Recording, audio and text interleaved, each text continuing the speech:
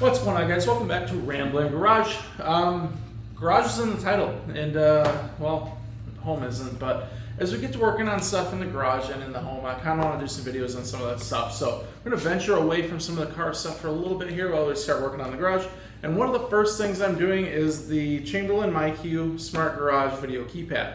I want to have a way to check on the driveway in terms of like a video camera of sorts. In my current house, I have a Wise camera that just is out over the garage door, looks out, and it works okay, but it's kind of a janky setup that I just kind of made work for our current place. So I'm looking around on the internet. I actually found this guy. So it's a video, well, it's a garage door keypad, kind of like most houses, but it also has a video camera built into it. It's wide angle, and it comes with a mount that is angled, so you can get it to cover most of your driveway. So what we're going to be doing today is I actually already popped off the existing, just two little screws. That existing one's going to the old house, so it looks a little nicer for when we sell it. And we're going to put this guy up. So it comes with a battery. I actually have that plugged in and charging right now, so what we're going to do is we're going to mount it up and see what it looks like. Then we'll get the battery in. I don't actually have internet here at the moment. I have Wi-Fi with no internet.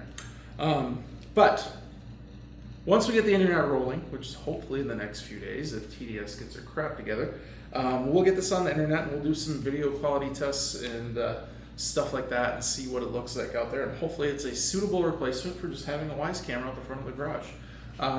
So I think that's enough of that. I need to go find a drill, and hopefully I have one here because we're about half moved, half not.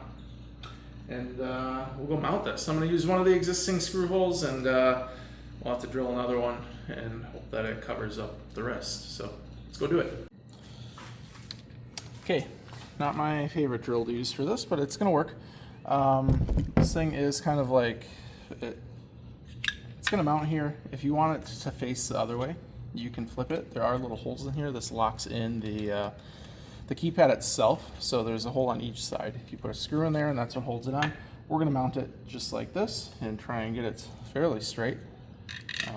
Not too straight though. I don't want to make it too perfect. Just kidding. I'm just gonna lead that one in there.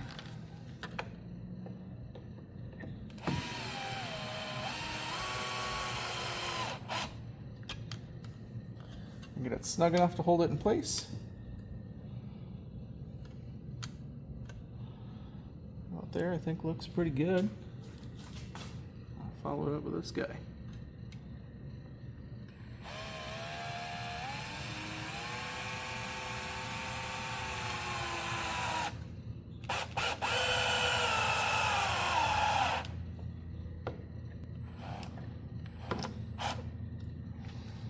Right.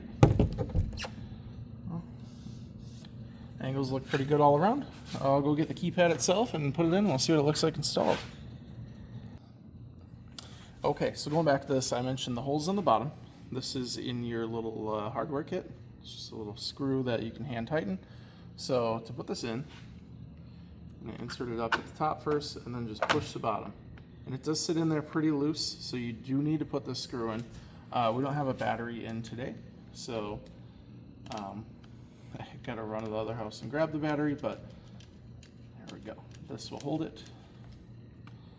And that's super easy to put in, take out, so that when we need to recharge the battery, just unscrew it. So that's the install. It's super simple. Let's work through actually getting it set up.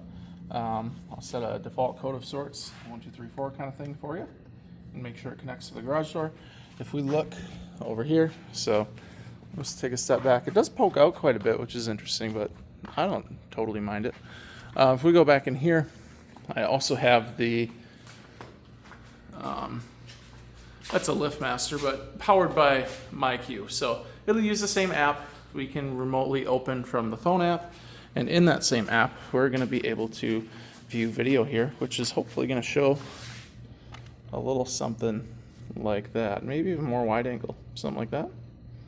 I don't know. We're gonna find out. So that's gonna be enough for tonight. We're gonna come back and we're going to get the battery in there and get it all installed and ready to go, and we can see some video footage. So guys, got the video keypad installed and just want to take a look in the app with you guys. Also got the garage door opener installed, so that's all put in the app. You can see it here. I have it set so that I have to press and hold, but if I press and held it and the garage door, it would close. The driveway keypad is kind of neat. You can see that myself here must have been on the phone when I got home, and see how wide angled it is. So let's just go in here and fetch the live feed. So we got our live feed. We can click in here and go full screen. And they are working on the houses next door, as you can see there. So also interesting, you do have your option to close in the bottom left. And just kind of like how I can still see a little bit of in the garage still.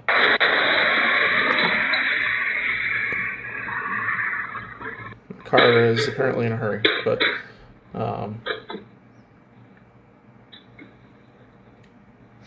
so I haven't played with all this, but I can speak through it as well. There's a call button on the stereo or on the touchpad that works. So let's see, get out of full screen here. There's a snapshot, take a photo, and I will download some of the video in real time so you can see how choppy it is or how the quality is.